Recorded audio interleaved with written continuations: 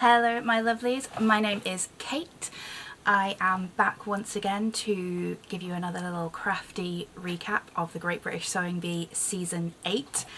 I believe we're on episode 7? Something like that.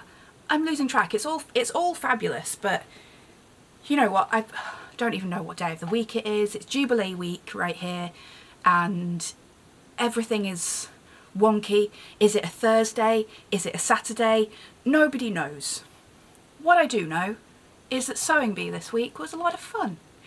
If you don't know me already, my name is Kate. I am head of content at Practical Publishing, which is the home of Love Sewing as well as craftworld.com and lots of other lovely magazines, including Knit Now, which is where this jumper is from. This is a jumper that I designed in collaboration with Debbie Bliss for our 10th anniversary issue of Knit Now. And it's very cosy and comfy, and this is the longest weekend ever, and I just wanted to be comfy and cozy, so that's what I'm going for, even though it's music week and I could have gone for a really elaborate, outlandish outfit for this week's show, but you know what, let's just be comfy. That's the cat. Because I'm at home, because it's this long weekend situation, and so I'm not filming in the studio, so I have this helping me. She's very long, very fluffy, and she doesn't have any feelings whatsoever about Sewing Bee, do you? Do you think the right person went home this week, Mills?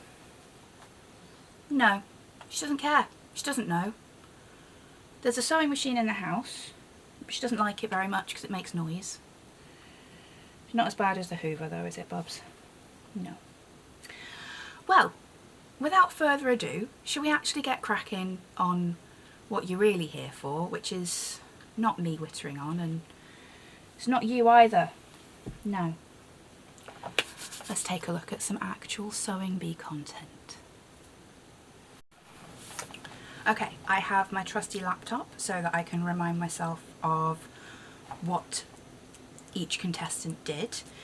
I was wrong, by the way. It's episode 6, not episode 7. Don't know what I'm talking about. It's Music Week, and the pattern challenge is a parka, which is a bit left field, but it's a good challenge, I think. I mean, I don't know how any of them did a whole parka in this time. Usually a coat is a project that would take most of us, you know, several full day sessions to get through, at least. But they've done a cracking job. So, let's take a look. So, first up is Christian. Again, Christian is fantastic at really lovely, clean sewing. I think he's chosen a beautiful fabric. I love the subtle contrast of the pockets in this. It's very wearable. Lots of very nice, neat, precise sewing in this again. Like I say, you know, I struggle to think of anyone who could do a much better job than this in the time given. Literally the only problem was that the channel on one side was a bit too long because it was covered by the flap. Honestly, that's such a tiny nitpick. What, 4.5 out of 5? Manye's is precious. It's so precious. Those polka dots.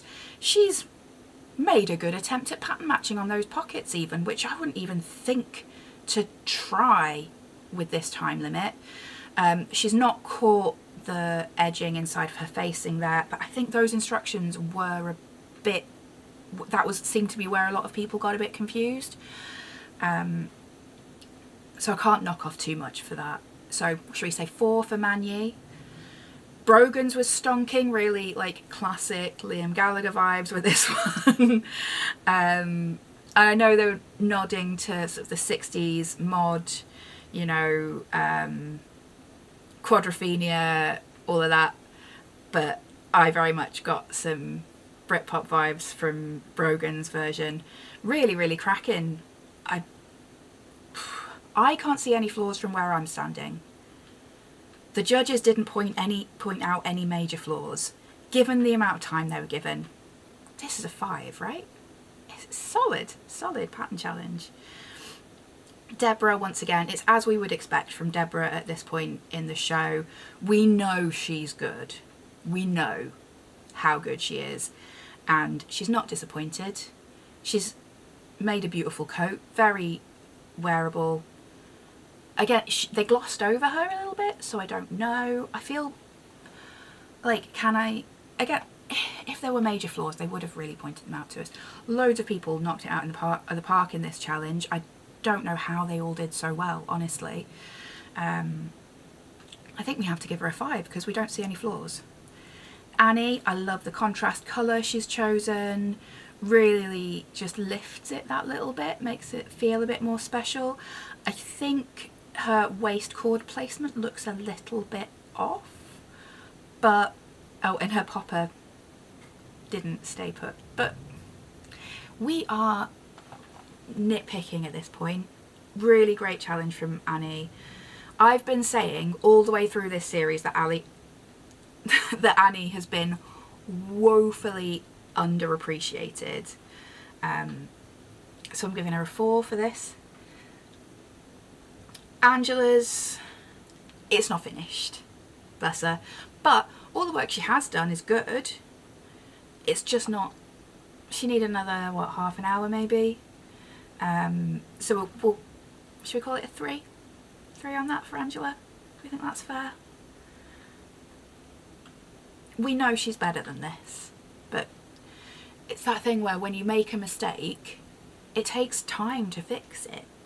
And anyone is capable of making a mistake. It's just one of those things. Jill obviously gave herself a real challenge with this fabric, which was more difficult to sew than any of the other sewists chose, but it does look absolutely stonking. There are bits and pieces where, because the fabric is less forgiving, that it's showing up as not quite as neat a piece of sewing as some of the other contestants. So unfortunately this one's a 4, but I bet if she'd just chosen an easier fabric she would have been a 5. Yeah, really good, interesting challenge, I thought, the pattern challenge this time. Lots of technique in there, requiring some really precise sewing. And also I think potentially giving people at home a little bit of a confidence to try a coat perhaps, because it is the kind of garment that a lot of people can get a bit scared of. If you do want to give a go at a simple coat, the Simple Sew Trench is a really good one. We've got the PDF pattern on Craft World, or you can buy the paper pattern if it's still in stock from simplesew.com. simplesewpatterns.com, sorry. I'll leave the links down below.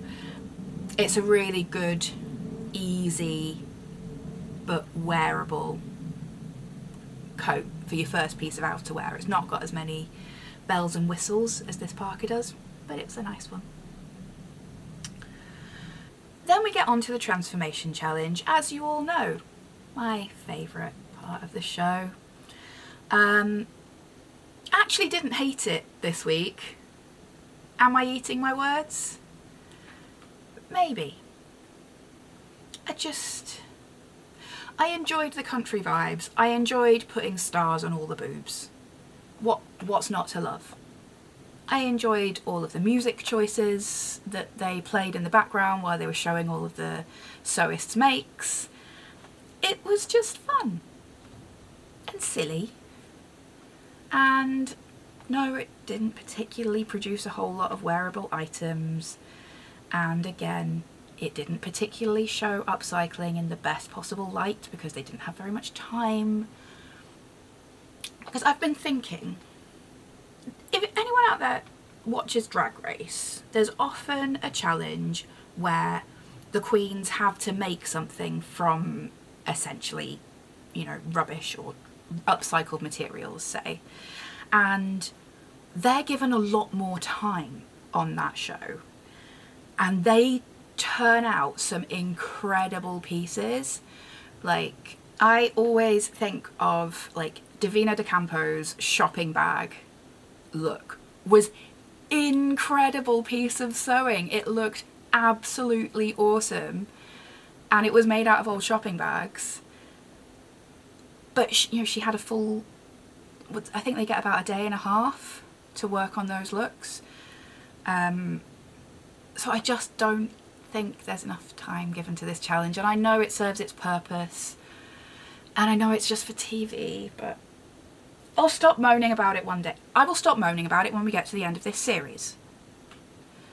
If you're tired of me moaning about the transformation challenge, let me know, and I will stop moaning about it. I'll stop moaning about it on camera. I will still moan about it all the time because I like to moan about things. But I think everyone was much of a muchness this week. Everyone did something that was nice and fun and fulfilled the spirit of the challenge.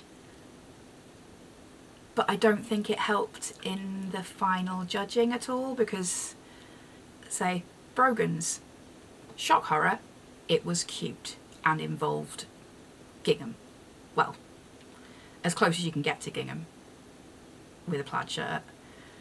Annie's was cool. I thought they underappreciated Annie's. I thought she tried a thing, and in this amount of time she did good. Yeah, it was all fine. So, the made to measure this week. This seemed to be basically just an excuse to get Esme Young to tell us the story about the time she hung out on a balcony with David Bowie. But I'm fine with that. Esme's really cool, and I would watch an entire show that was just her telling stories. I think she's awesome. I think we're lucky to have her on our silly little sewing show, and yes. Now, I love me a little bit of glam rock. You know, so like 70s Bowie is marvellous to me, and I was hoping to see a fair bit of that kind of flamboyance and play with gender and irreverence in these makes. We saw touches of that, but I would have loved to see a bit more. So we'll go through and we'll talk about it, but I would be really, really interested to know from you guys if any of you are fans of himself. Did this live up to your expectations, basically? Did you think it had that kind of special something that we associate with our darling David? I would like to know what you think. But let's get into it. I will once again take a look on my screen here so I know I can remember what I'm talking about rather than just trying to remember out of my brain, because my brain is made mostly of blancmange and it doesn't retain facts, information, figures or photography in any kind of a way. So we started with Annie's sort of power suit influenced jacket dress situation, which is cool. Don't get me wrong. I don't think it actually needed the feathery cuffs. Don't think it needed it. I think it felt 80s in a good way without them. I think the fabric choice was great. Nice choice of pattern to work from. I think it worked well. This is a solid, I mean, she did do a really, really good job of sewing it. So I was about to say it was an 8, but I think the skill that went into it brings it up to a 9. Christian going for that classic Ziggy Stardust reference, the one-legged jumpsuit. It's fun. It's a difficult fabric to sew. The sort of inset cutouts and the cape, you know, there's a lot of work gone into it. I just, in my head, I thought he'd do something more than this. I don't know what I was expecting, but I feel like it was more than this. Am I being unfair? I think it's an 8 for me. I might be being too harsh. Jill's I thought was a really lovely idea, actually. I think what she did was a fun little nod, but sort of spun through her own lens. I think the fit could have been a little closer, and she knows that herself, but she had gone so far down the line where it would have meant that she would have had to cut other corners to be able... Hello again. Brief break there because I had to sort out the card on my camera, which is something that I don't have to do at the studio. But at the studio, I'm rarely this comfy, so I'll put up with it. We were talking about Jill's dress, which is lovely. I love what she did, really creative. She definitely made the right choice to get all choppy up into that tulle. Very nice. Sequin fabric is a pain in the bum to work with, and she's done a cracking job. Deborah, I don't get any David from this. It might just be me. It's a fantastic piece of sewing, as ever. I don't understand why so many people think adding feathers to things is how to hit this brief. It's a nice piece of sewing. It's nice fabric. I don't understand the length of the trouser. Maybe it's just me. I might be wrong. But for me, just because it doesn't speak to the brief for me, it's a 7. Brogan's obviously is precious. It's adorable. It's super cute. It's, again, I'm not entirely sure it's 100% on brief. I don't think it's as technically difficult of a project as, say, Deborah's was, but she had, you know what it is? I have an irrational hatred of fringe, and there's just fringe on it, and it looks like there shouldn't be fringe on it. Either take it off or put a lot more on, or longer fringe, but then even... I'm going to give it a 7, the same as I did for Deborah. Manye, I liked what she was going for. I could sort of see what she was trying. I think she gave herself a very, very difficult job.